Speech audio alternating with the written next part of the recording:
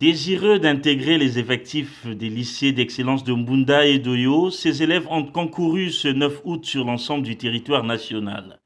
À Brazzaville, les épreuves écrites ont été lancées au sujet de la fraternité par le ministre de tutelle. Jean-Luc Moutou a exprimé l'engagement du gouvernement d'améliorer les conditions d'apprentissage pour tous les élèves.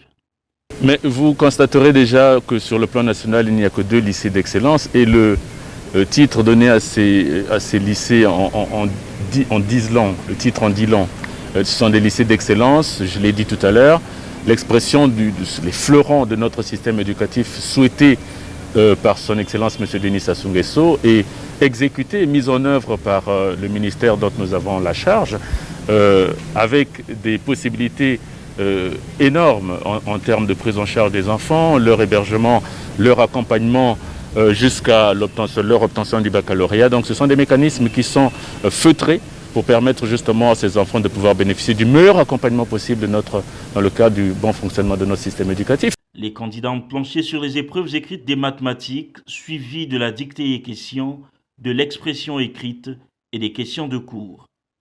10 élèves seront retenus pour chaque département, soit 5 pour le lycée d'excellence de Mbunda et autant pour celui d'Oyo. Ce concours est réservé au mieux aux élèves qui obtiennent une moyenne supérieure ou égale à 7 sur 10 au CEP.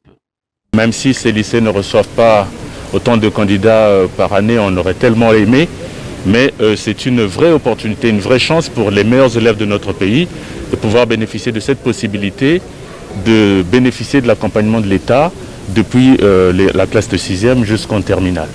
Il faut dire que cette année, l'organisation elle est quasi parfaite, puisque dans les 12 départements, le lancement des épreuves a eu lieu donc ce matin à 9h. Sur les 577 candidats officiels, 276 jeunes filles prennent part à cette session 2022. Un effectif encouragé par le ministre Jean-Luc Moutou.